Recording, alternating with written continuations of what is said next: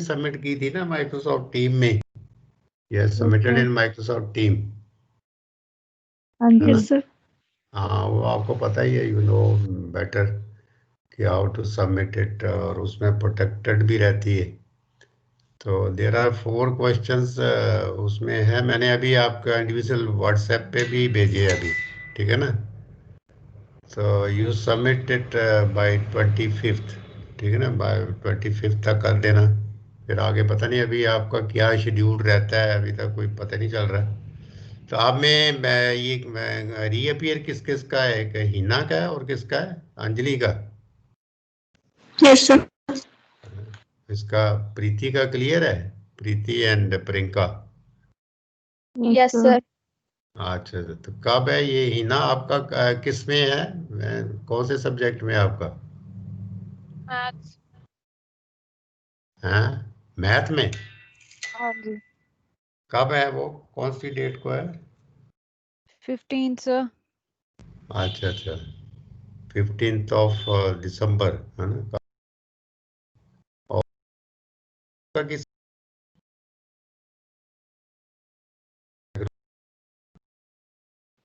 अच्छा वो जो फर्स्ट सेमेस्टर की है ना, वो बड़ा थर्ड।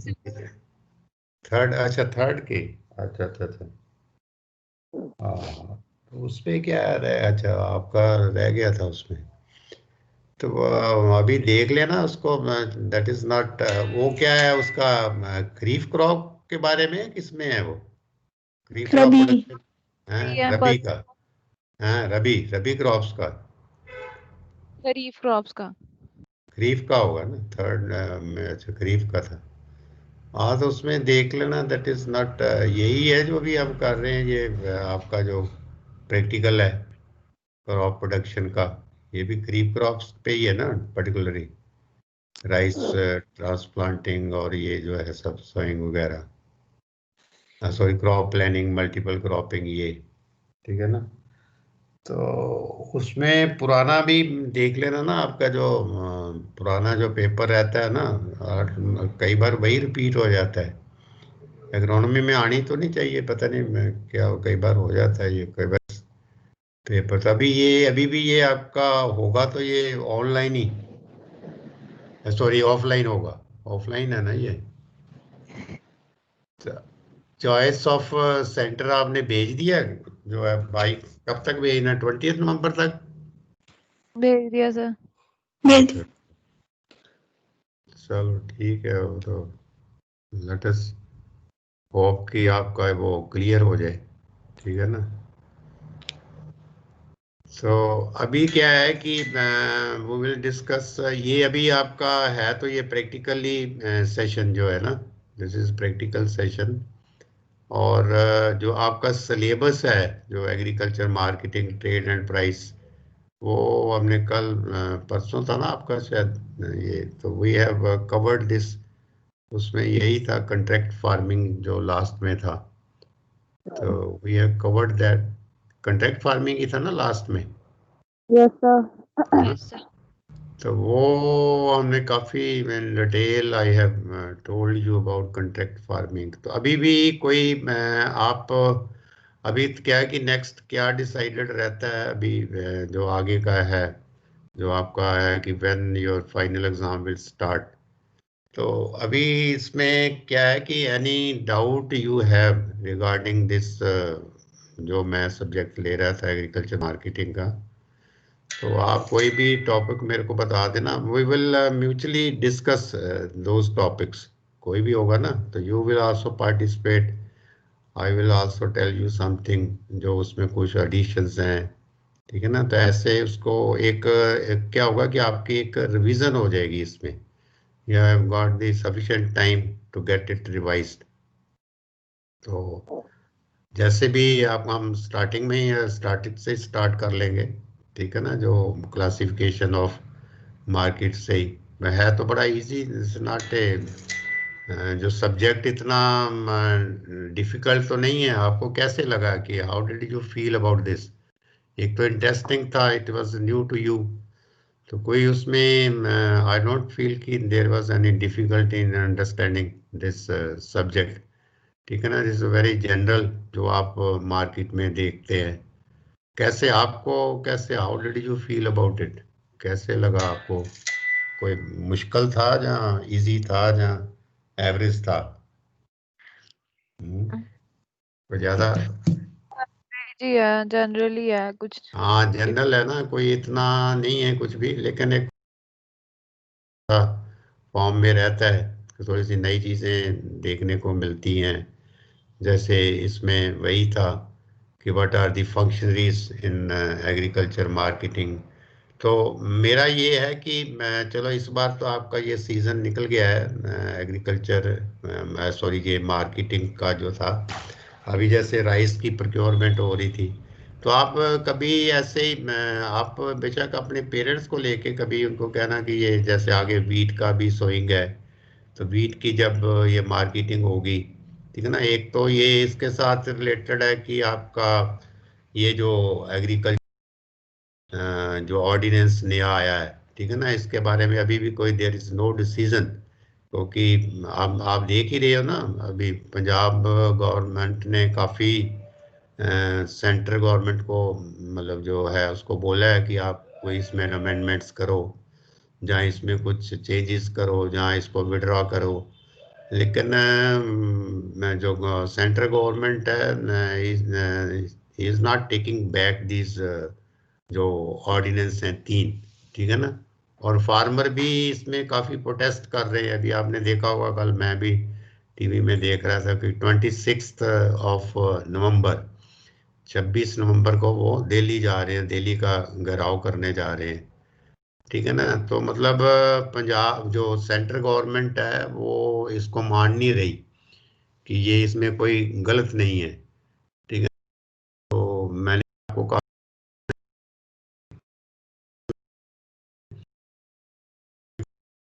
डिटेल में बताया है।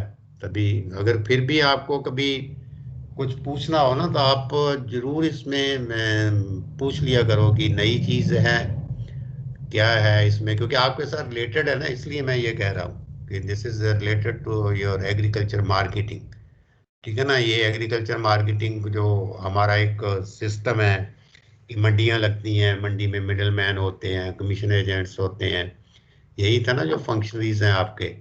तो कैसे फार्मर अपना प्रोड्यूस लेके जाता है, फिर उसको कैसे वो सेल करता है, ठीक है ना, थ्रू उसके करता है। तो उसमें अभी जो गवर्नमेंट है, जो नया एग्रीकल्चर ऑर्डिनेंस एक्ट जो लाई हैं, उसमें क्या चेंजेस कर दिए उन्होंने कि जिससे ये फार्मर्स जो हैं एकदम रिसेंटमेंट हो गई उनमें, ठीक है ना। तो ये देखना चाहिए। दूसरा था कि जो कंट्रैक्ट फार्मिंग जिसके बारे में हमने डिस्कस किया कि कंट्रैक्ट फार्मिंग में क्या चेंजेस कर दिए। कंट्रैक्ट फार्मिंग तो पहले भी चल रही थी, ठीक है।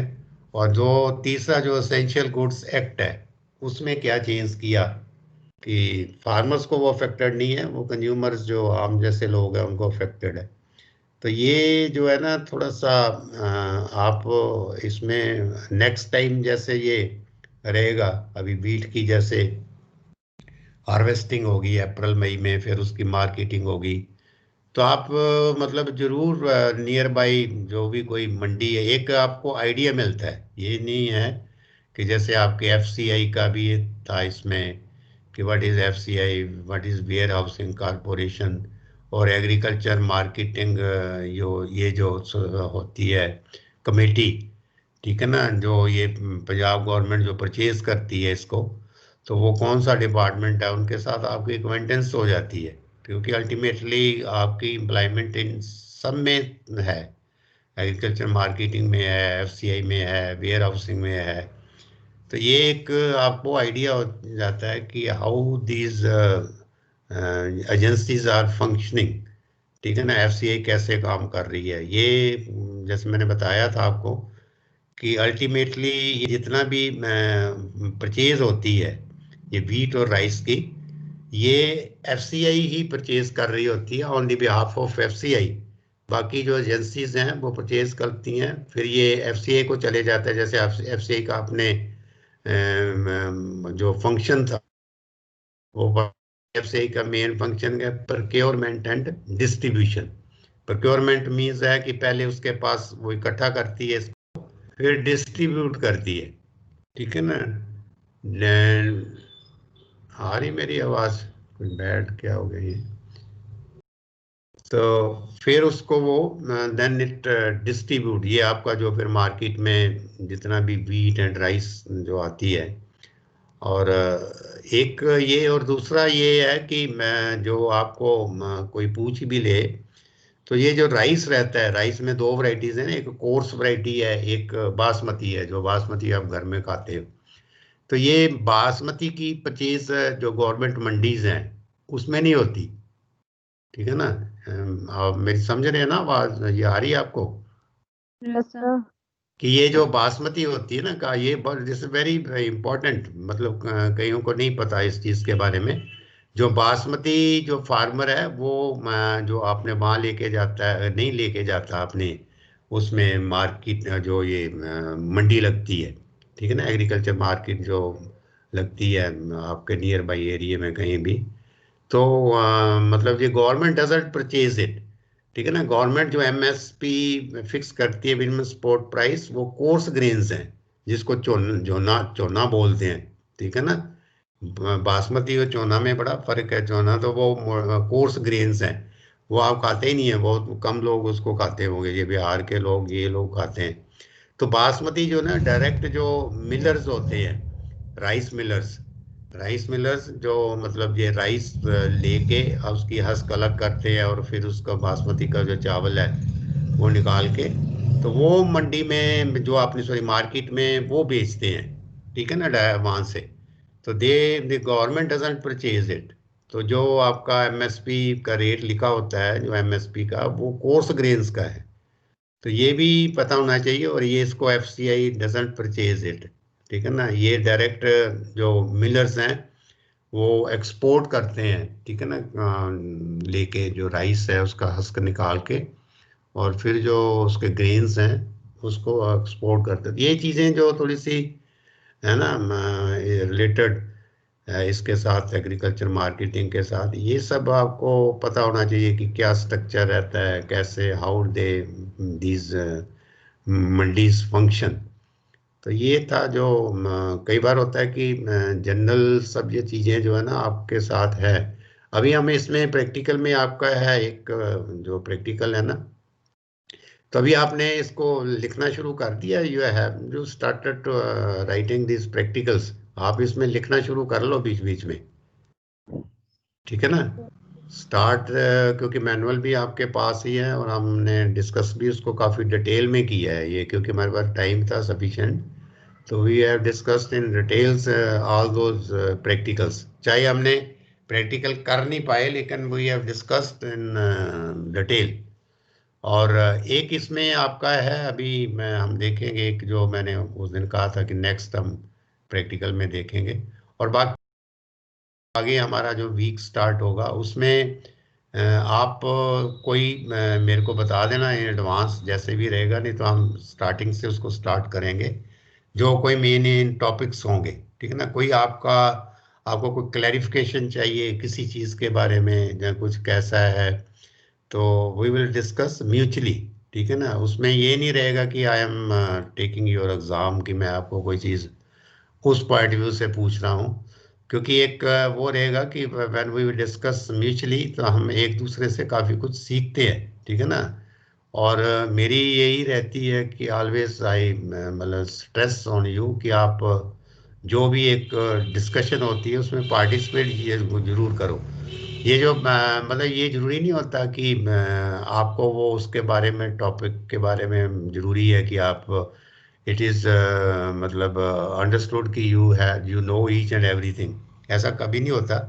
ये होता है कि एक आपकी ऐसी सिचुएशन निकलती है जब कभी भी कोई ग्रुप बैठता है, तो अगर आप उसमें डिस्कस करते हो, चाहे वो गलत है चाहे ठीक है ना, तो एक आप में हैबिट इनकलकेट हो जाएगी कि एक दूसरे के साथ बातचीत करने की, कोई पर्टिकुलर टॉपिक के ऊपर डिस्कस करने की। आजकल आप देख रहे हो कि टीवी के ऊपर आप देखते हो, टीवी लगाते हो तो कितनी डिबेट चलती है उसमें, ठीक है ना। आजकल टाइम ही यही हो गया है कि अगर आपकी कोई गलत बात भी आप कह रहे हो, तो उसको आप में कन्विंसिंग पावर होनी चाहिए, उसको कन्विंस करने की कि नहीं मैं ठीक हूँ, ठीक है ना। तो ये एक उससे क्या होता है, this is the learning process. हम एक दूसरे, एक तो आपका जो हेसिटेशन है, ये पर्टिकुलर ये टाइम था जो हमारा ये गया कोरोना का। अब जैसे हम ये अभी बैठे हैं यहाँ पे, तो वी कैन मतलब डिस्कस फ्रीली, ठीक है ना, हम डिस्कस फ्रीली कर सकते हैं, पार्टिसिपेट कर सकते हैं। तो मैं ये कहता हूँ कि जब भी मैं आपसे पूछता हूँ ना, तो कभी भी आप उसको हेसिटेट ना किया करो। तो चाहे मैं कभी ये नहीं कहूँगा कि आप कोई आता नहीं है, आपने गलत बोला है, ठीक है ना, ये नहीं होता। मतलब होता है कि आपकी हेसिटेशन निकले कि ये मेरे को कोई भी है कुछ, तो आप उस सब्जेक्ट के बारे में जानते ही हो ना। तो ये एक प्लेटफॉर्म होता है कि जहाँ आप यू कैन फ्रीली टॉक, ठीक है ना। क्लास से ज़्यादा और बड़ी क्या बात होगी जहाँ आपको एक प्लेटफॉर्म मिलता है बोलने का, डिस्कस करने का। और जब फिर बड़ी कोई गैदरिंग होगी तो आपका एक ये जो हेसिटेशन है ये निकल जाती है, ठीक है ना। बोलना कोई इतनी बड़ी बात नहीं होती, कोई कुछ भी। लेकिन आप में ये चीज़ होनी चाहिए कि आपको you should have the habit, ठीक है। तो ये था। और अभी क्या है कि मैं जो है आपका ये जो प्रैक्टिकल्स है, मैं दोनों चीज़ें डिस्कस कर रहा हूँ, थ्योरी भी और प्रैक्टिकल्स में भी।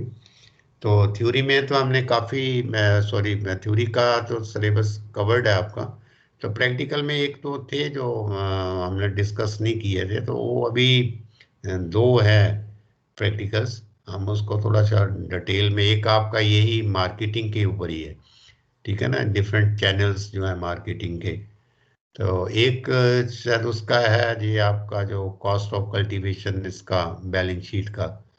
तो उसमें नेट क्या है, ग्रॉस रिटर्न्स क्या है। और बैलेंस शीट के बारे में भी अब अगर कोई आपको कोई डाउट होगा, आपको कोई चीज़ पूछनी है, तो आप, क्योंकि एक बार एक ये निकल जाता है सब्जेक्ट, तो नेक्स्ट आपको नहीं, ये रिपीट तो होता नहीं है, ठीक है ना। कोई ऐसी नई चीज़ आ जाए तो नया सब्जेक्ट्स आ जाएंगे। तो ये भी नहीं है कि आप उसमें एक्सपर्ट हो जाएंगे आप बैलेंस शीट को इंटरप्रेट करने में, लेकिन उसमें जो है कि असेट्स क्या हैं, लाइबिलिटीज क्या हैं, करंट असेट्स क्या हैं, करंट लाइबिलिटीज क्या हैं, एक आपको आइडिया मिल जाता है कि what is this balance sheet या फार्म बजट क्या है। तो अभी हम क्या है कि वी विल डिस्कस दिस, एक जो है ना आपका मैनुअल से हम डिस्कस कर लेते हैं एक तो।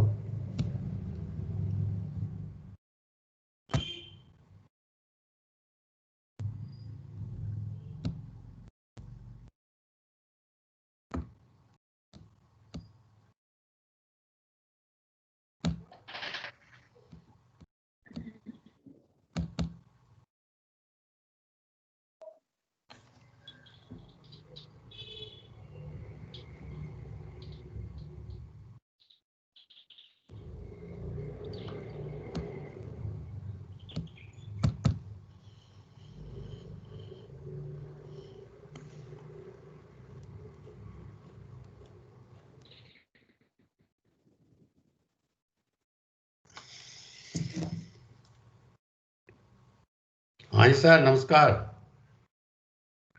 हाँ जी, हाँ जी, बढ़िया बढ़िया। हाँ, अभी ले तो रहा हूँ, अभी इतना है टाइम, क्लास का ही है। हाँ हाँ, ठीक है, ठीक है, ठीक। हाँ हाँ।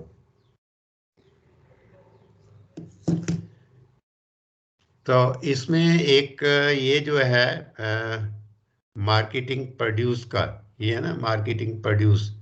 तो ये जो एक ये और एक ये प्रेपरेशन ऑफ बैलेंस शीट, इसमें हम दो में डिस्कस करेंगे, बाकी तो हमने डिस्कस कर ही लिया है ये सारा। तो ये मार्केटिंग प्रोड्यूस का जो है ये मैं आपको बता देता हूँ, क्योंकि ये आपके थ्योरी के साथ भी लिंक है।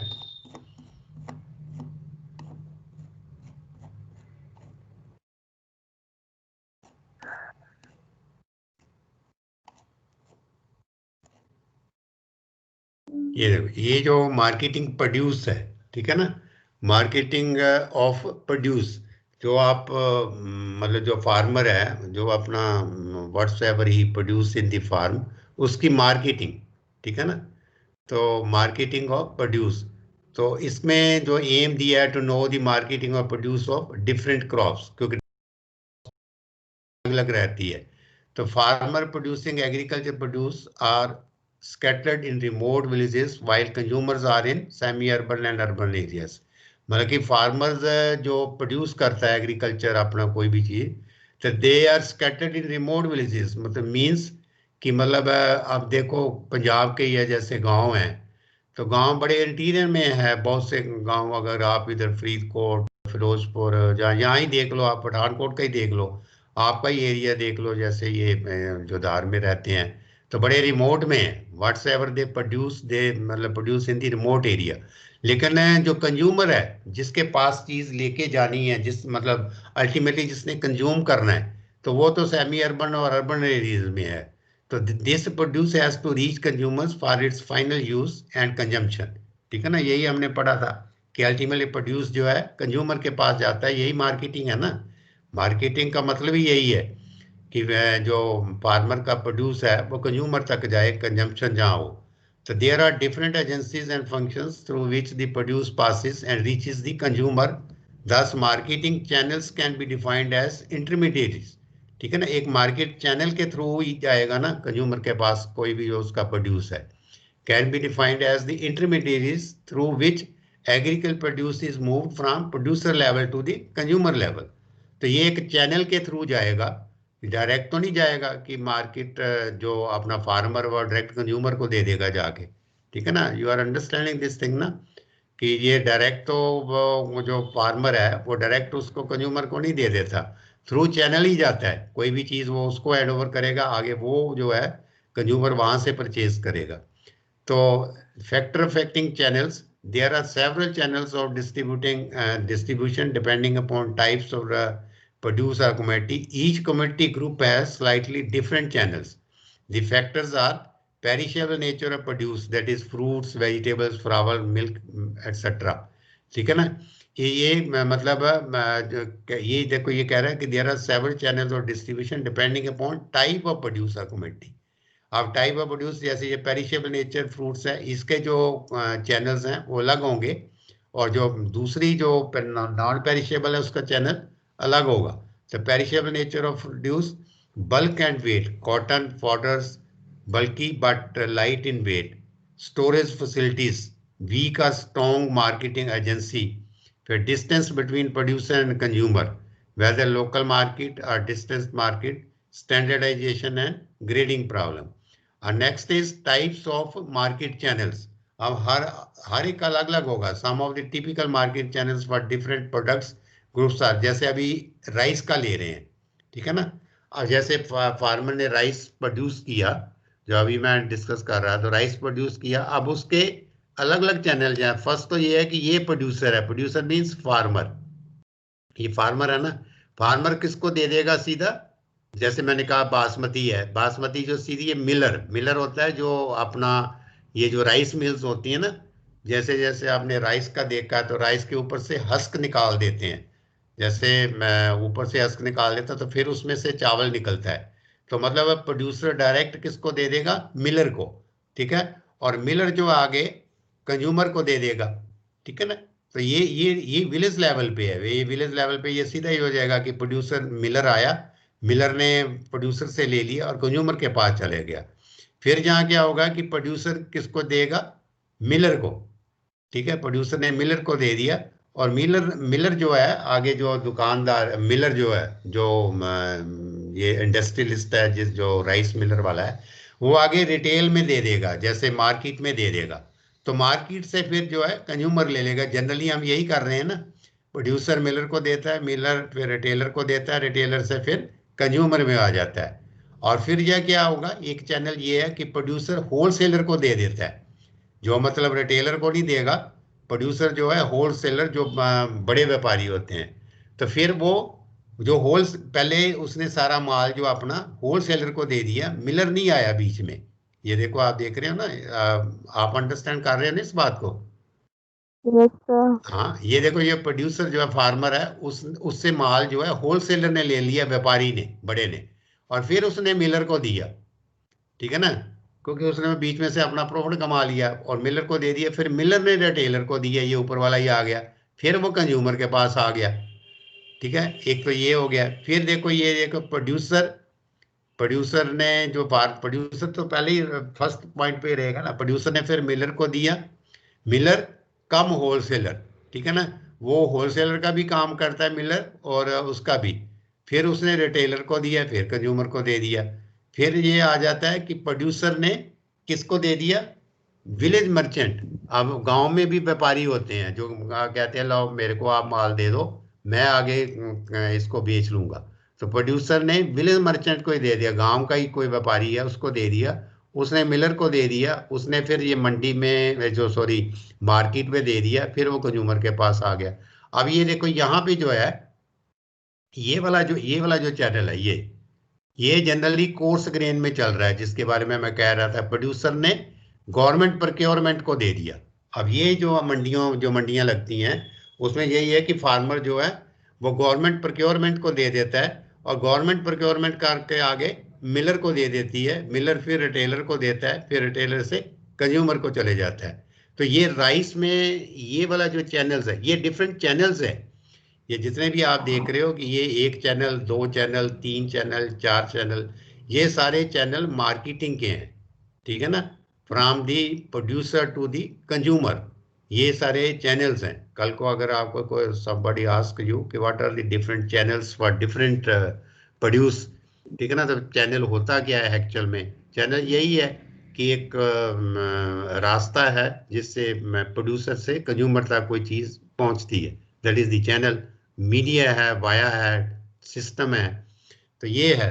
नेक्स्ट इज ये channel of other food grains. Other food grains में जैसे अदर देन दिस राइस, तो प्रोड्यूसर से सीधा ही कंज्यूमर को विलेज सेल में चला गया, फिर प्रोड्यूसर से विलेज मर्चेंट ने ले लिया। मतलब अब यहाँ राइस नहीं है क्योंकि मिलर नहीं है इसमें, क्योंकि मिलर तो तभी आएगा अगर वो राइस का कोई उसको मतलब मिलिंग करनी है। तो फिर प्रोड्यूसर से विलेज मर्चेंट, फिर कंज्यूमर, फिर प्रोड्यूसर से होलसेलर कम कमीशन एजेंट। ये जो आपका मंडी में काम ये चलता है यही वाला है, प्रोड्यूसर से होलसेलर, होलसेलर से कमीशन एजेंट, रिटेलर, फिर कंज्यूमर, फिर प्रोड्यूसर से प्राइमरी, होलसेलर, सेकेंडरी होलसेलर, ये आगे हैं, ये जनरली बहुत कम होता है ये वाला, फिर रिटेलर, फिर कंज्यूमर्स।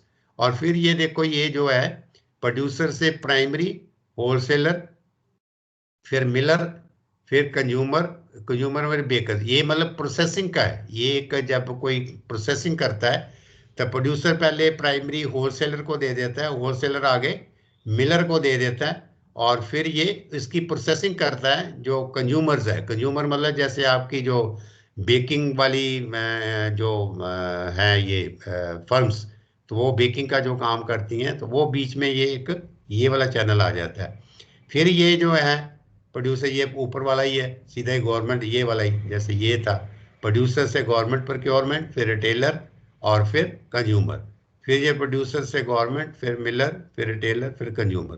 तो ये आप देखो ये कॉटन का है, मतलब ये 2-3 उसने एग्जांपल दिए हैं। कॉटन में भी क्या है कि प्रोसेसिंग होती है, चैनल ऑफ कॉटन। कॉटन जैसे मोस्टली आपने नहीं देखा, तो कॉटन का जो बॉल्स है, ठीक है ना, कॉटन के बॉल्स आते हैं, उसकी जिनिंग करते हैं। जिनिंग मतलब कि जैसे राइस की मिलिंग करते हैं, तो कॉटन की जिनिंग करते हैं। जिनिंग क्या होता है कि जो बॉल कॉटन का प्रोड्यूस होता है, जहाँ से कॉटन निकलती है ना, जिस बॉल के अंदर से जो प्लांट लगता है, प्लांट के ऊपर बॉल लगता है, तो बॉल के बीच में उसके अंदर सीड होता है। तो जो सीड होता है कॉटन सीड, उसको निकालना होता है, क्योंकि वो तो that is not use for the cotton जो आपके टेक्सटाइल इंडस्ट्री में जाएगी कॉटन। तो सीड जो है, सीड को बिनोला जिसको बोलते हैं, बिनोले, ये वो एनिमल्स को भी देते हैं ना फॉर मिल्क प्रोडक्शन। मैं देखें आपने बिनोले काले रंग का जो होता है, कॉटन का सीड देखा है? Have you seen this cotton seed? Yes, हाँ, काले रंग का होता है ना, जो जैसे बिनोले, हाँ, उसको बिनोले बोलते हैं, काले रंग का होता है। तो वो that is given to the this animals, milch animals. और जो उसका कॉटन का सीड जो जब लगाया जाता है, when we go for this cotton, ठीक है ना, तो एक एक होता है कॉटन सीड, एक होता है सीड कॉटन। ठीक है ना। कॉटन सीड जिसके अंदर मतलब जो कॉटन के अंदर सीड है वो that is the cotton seed. और सीड कॉटन जो हम सोइंग के लिए सीड यूज करते हैं। तो वो जो सीड है उसकी जो डीलिंटिंग करते हैं एसिड के साथ। तो जो बिनोले होते हैं ना, जैसे बिनोलों की डीलिंटिंग करने के बाद फिर वो सीड प्रोड्यूस होता है, तैयार होता है फॉर सोइंग पर्पस, कॉटन की सोइंग के लिए। तो ये है। अब ये देखो यहाँ पे प्रोड्यूसर है, प्रोड्यूसर फार्मर ने कॉटन प्रोड्यूस की, विलेज मर्चेंट ने ले ली और फिर होलसेलर को दे दी, फिर जिनिंग फैक्ट्री में चले गई। जिनिंग फैक्ट्री में यहाँ क्या काम होगा कि यहाँ से जो सीड्स हैं वो सेपरेट हो जाएंगे, जो बिनोले हैं, ठीक है ना। तो फिर ये होलसेलर इन लिंट टेक्सटाइल मिल, फिर ये वो क्या दे देगा कि वो जो लिंट तैयार हुई है, जो कपास तैयार हुई है, वो टेक्सटाइल मिल को चले जाएगी। अल्टीमेटली यहाँ कंज्यूमर कौन है? यहाँ पे कंज्यूमर टेक्सटाइल मिल है, ठीक है ना। अब कॉटन, हम जो हम लोग हैं, हम कॉटन को खाएंगे थोड़ा, हमने क्या करना है कॉटन। तो कॉटन अल्टीमेटली वहां जाएगी टेक्सटाइल मिल में। तो यहाँ पे textile mill is the consumer, ठीक है ना, प्रोड्यूसर इज द फार्मर। और ये बीच में एक ginning factory is the middle man, जो बीच में प्रोसेसिंग करेगा, और then it will hand over to the textile mill, और टेक्सटाइल मिल में जाके फिर इसका कपड़ा बनेगा, ठीक है ना। तो ये कंज्यूमर है। तो ऐसे ही एक प्रोड्यूसर से प्राइमरी होलसेलर को चले गई, फिर जिनिंग फैक्ट्री को चले गई। ये होलसेलर बीच में दो तरह के आ जाते हैं, फिर कंज्यूमर, फिर टेक्सटाइल मिल। फिर ये देखो प्रोड्यूसर से ट्रेडर को। ट्रेडर क्या होता है कि जो वो क्या करता है कि सीधे ही फार्मर से परचेज कर लेता है कॉटन कि ठीक है, मैं जैसे ये कंट्रैक्ट फार्मिंग के अंडर ही है।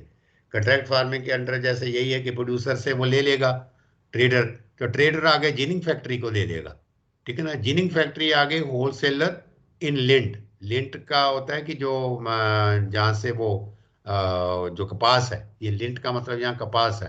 होलसेलर इन लिंट, फिर कंज्यूमर, फिर टेक्सटाइल मिल को चले जाएगा।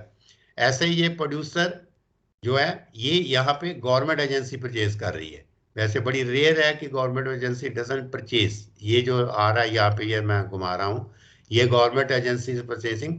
लेकिन हमारे यहाँ ऐसा कोई टाई अप नहीं है, government doesn't purchase this cotton, ठीक है ना। गवर्नमेंट परचेज नहीं करती।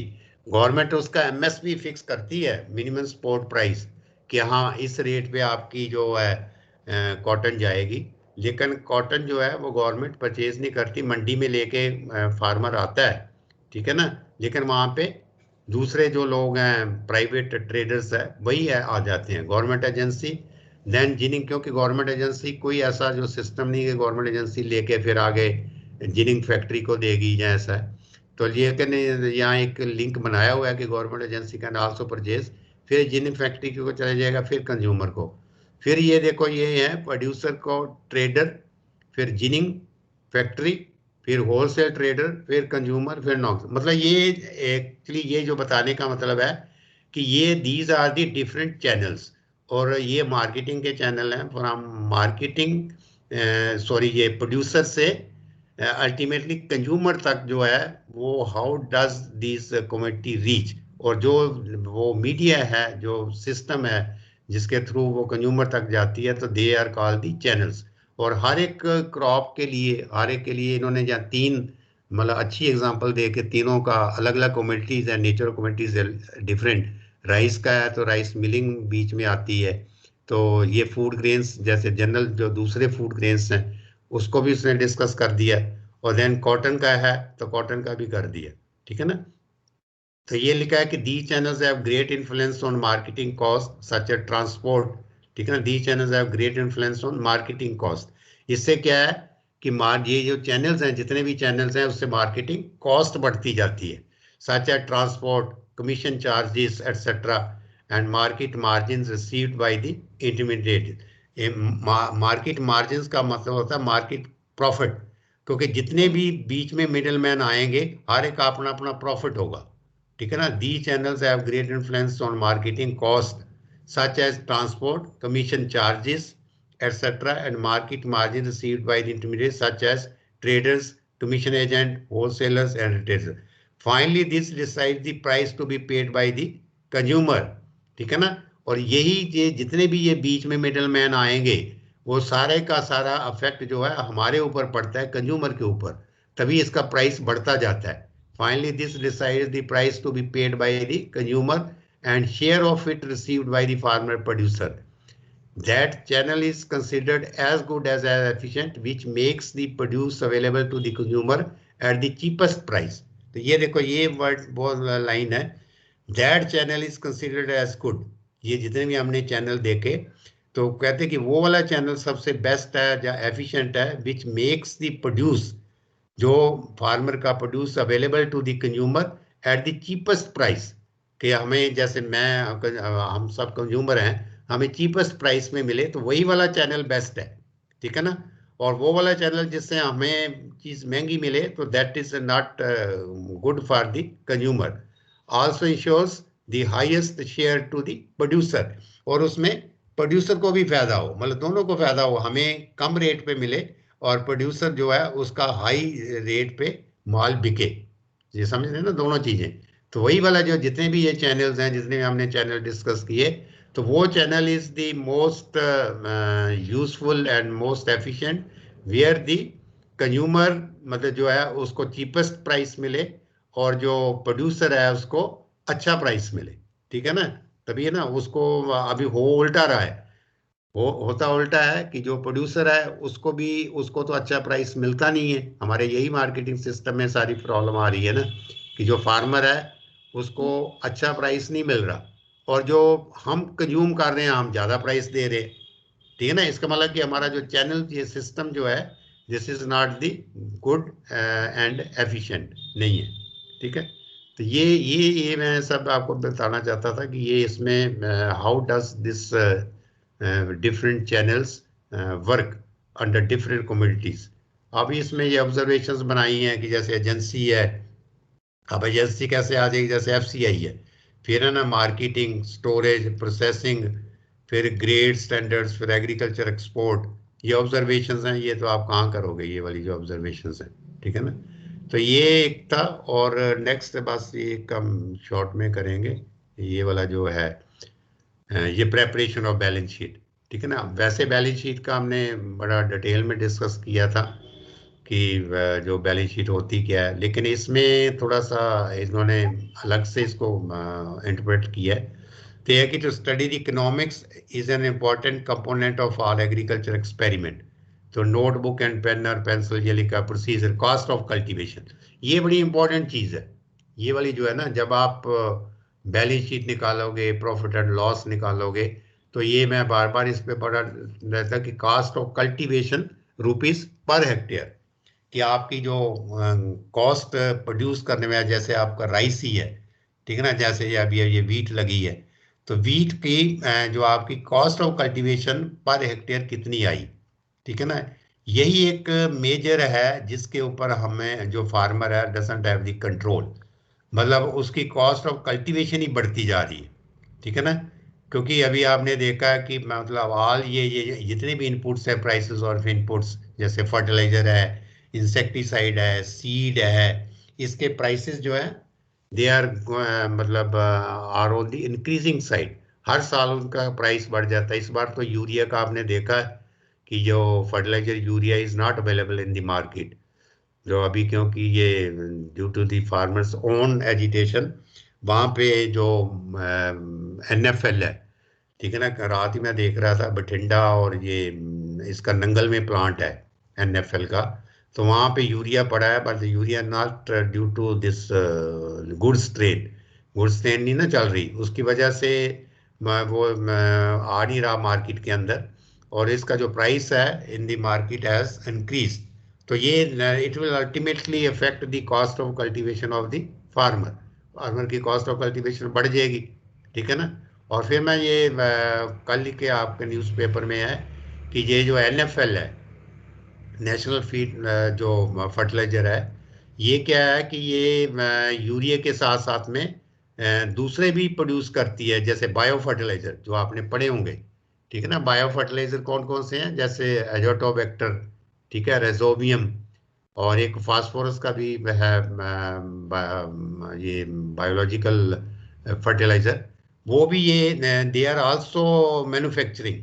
ठीक है ना, ये तो मैन्युफैक्चरिंग कर रहे हैं बायो फर्टिलाइजर, तो वो उस यूरिया के साथ कह रहे हैं जो उनके आगे ट्रेडर्स है, कहते हैं कि आप इसको भी उठाओ, क्योंकि बायो फर्टिलाइजर उनका बिकता नहीं है वैसे, farmer doesn't like it and farmer doesn't purchase it, तो वो उसके साथ में भी दे रहे हैं। कल देखा था, फिर उन्होंने कहा कि नहीं ऐसा नहीं है, we are not doing so. तो मतलब है कि मतलब they are taking advantage of the situation, उनको पता है कि farmer is in need of urea and urea is not available in the market, तो वो साथ में ये भी दे रहे हैं, तो इससे उसका क्या है कि कॉस्ट ऑफ कल्टीवेशन बढ़ रहा है। तो ये देखो the prices of the inputs that were prevailing at the time of the utilised for determining the cost of cultivation which was given in rupees per hectare. तो फिर ये ग्रॉस रिटर्न, अब ये ग्रॉस रिटर्न से आप तो you know it better, gross return का मतलब यही है कि मैं, अब जैसे एक फार्मर है, उसने 10 एकड़ वीट की मतलब सोइंग की, और उसमें से वो कह लो उसकी 500 क्विंटल गेहूं आई, और 500 क्विंटल को उसने उसको बेचा मार्केट प्राइस, ये मार्केट प्राइस है, मार्केट प्राइस जैसे अभी फिक्स ही है कि 1600 रुपये क्विंटल या 1800 रुपये क्विंटल, अब उसको उससे उससे मल्टीप्लाई कर दो, तो ये उसकी ग्रॉस रिटर्न है। ठीक है ना, this doesn't include the cost of cultivation, इसमें लेस नहीं किया, ये मतलब उसको टोटल जो ग्रॉस रिटर्न आई सीधे ही मल्टीप्लाई कर दिया उसका जो उसकी प्रोड्यूस आई, और जो उसने मार्केट से लेके आया जो प्राइस है प्रिवेलिंग प्राइस, तो वो घर में पैसे ले आया, ये ग्रॉस रिटर्न है। ठीक है ना, अब देखो बात यहाँ आती है ये नेट रिटर्न की, कि अल्टीमेटली उसको नेट रिटर्न क्या आई। ठीक है ना, अब ग्रॉस रिटर्न में से वो कॉस्ट ऑफ कल्टीवेशन आप नहीं निकालेगा, तो यही उसको फायदा है, ये वाला ही उसके नेट रिटर्न आई है, ये वाली जो है। अब इसके ऊपर सारी चीज घूमती है कि अगर वो कॉस्ट ऑफ कल्टीवेशन अपनी नहीं नोट करेगा, ठीक है ना, he has to note the cost of cultivation, तभी ये क्या है ना, पेन एंड पेंसिल लेके उसको each and everything he has to count. ठीक है ना, ये जो करना है cost of cultivation is not a मतलब दिस इजी टास्क ये निकालना, ये कॉस्ट ऑफ कल्टीवेशन में everything he has to note कि उसका कहाँ कहाँ खर्च क्या क्या हुआ है उसको प्रोड्यूस करने में। ठीक है ना, even he has to count the, जो को आपने उसने निकाला हुआ है, जो गवर्नमेंट ऑफ इंडिया ने कहा है कि उसको अपनी फैमिली लेबर भी निकालनी है। एक जो अपना फार्मर है, अगर उसके घर के मेंबर 3 या 4 उसके साथ लगे हुए हैं फॉर दिस फार्मिंग, तो उसको अपनी जो है वो भी उसकी लेबर उसमें काउंट होगी, जैसे 200 रुपये दिहाड़ी है या 300 रुपये दिहाड़ी है, उसके टोटल कितने डेज लगे उसमें प्रोड्यूस करने में, तो वो भी उसमें इंक्लूड होता है। ठीक है ना, तो एवरीथिंग जैसे वो मार्केट में लेके जाता है तो वो भी उसमें काउंट होगा।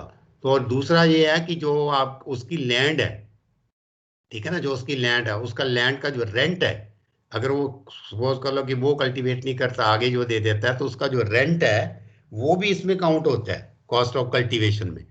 तो ये अल्टीमेटली करके ये जो नेट रिटर्न आती है, यही नेट रिटर्न है जिससे उसको पता चलता है कि व्हाट आई हैव अर्न।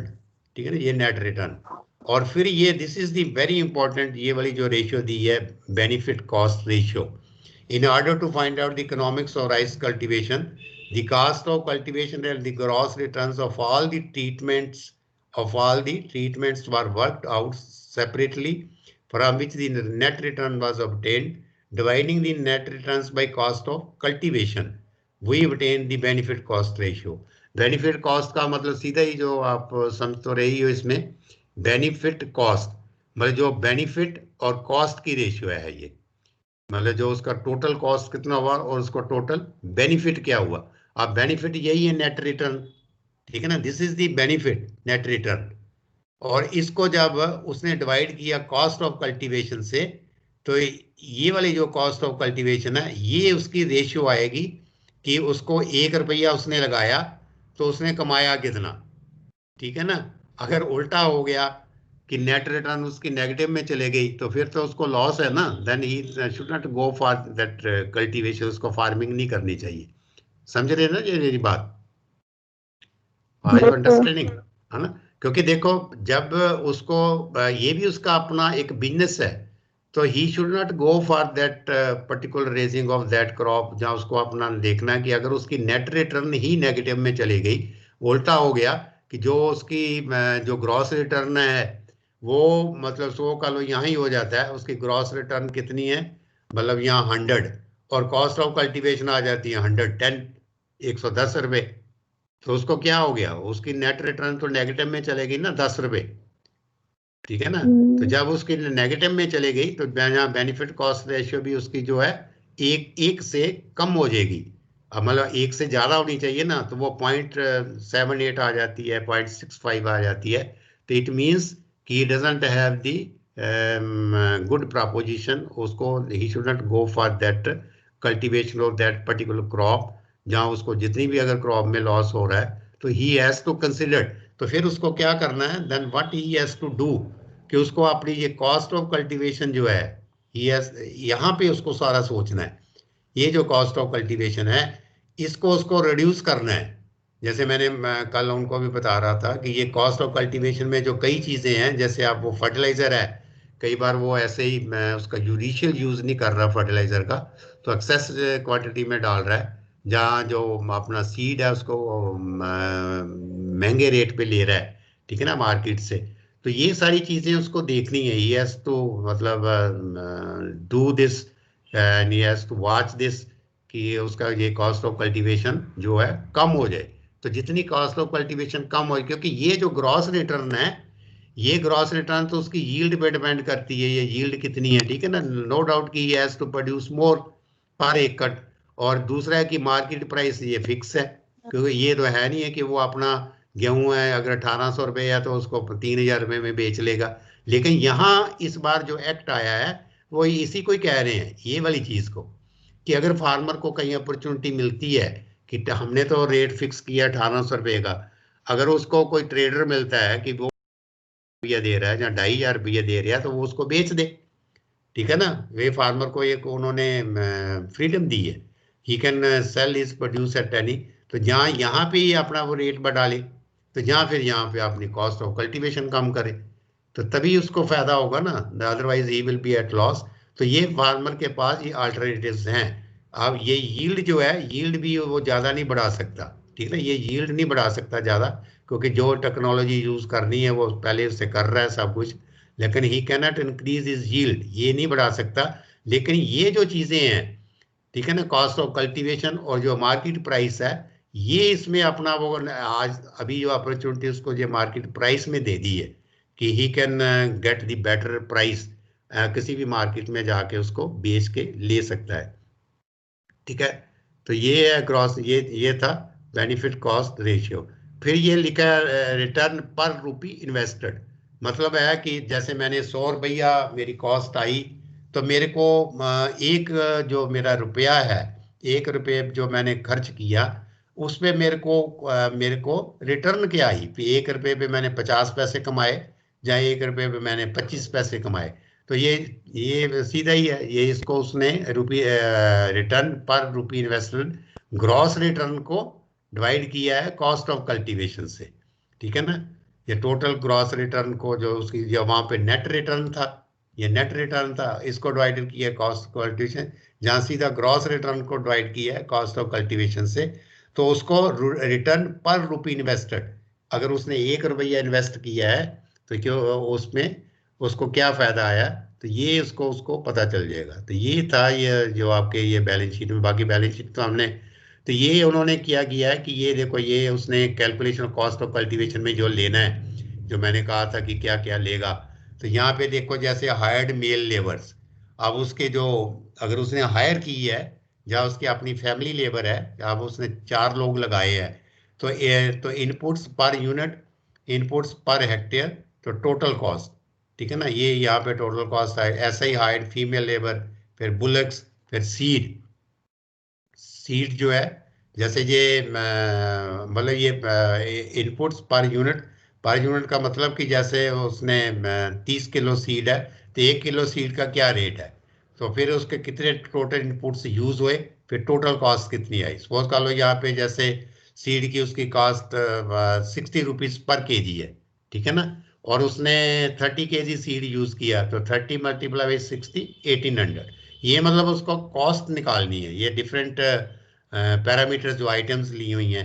फिर मन्योर्स पे कितना खर्च हुआ, फर्टिलाइजर पे कितना हुआ, इरिगेशन के पे कितना, ये कॉस्ट पर ये उसने कितने इनपुट्स यूज किए, ठीक है ना। ये फर्टिलाइजर 100 किलो यूज किया, 150 किलो यूज किया, और उसकी कॉस्ट जो है वो कितनी आई, ठीक है ना। तो ये टोटल कॉस्ट निकाली हुई है।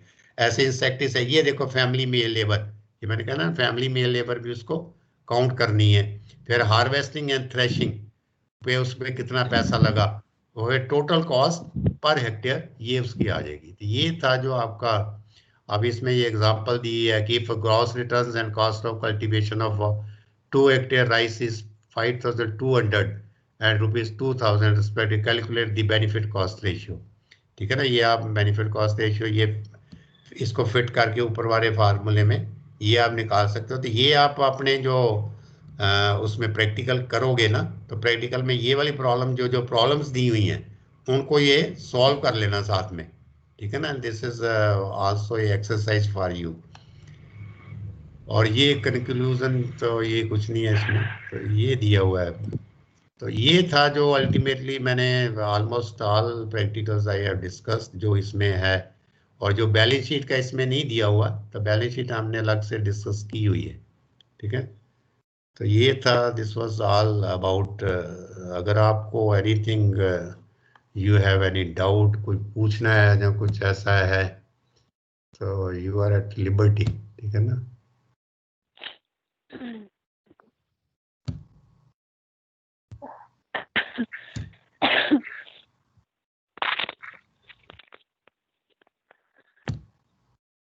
सर एग्जाम्स ऑफलाइन ही होंगे, मतलब पूरा श्योर हो गया?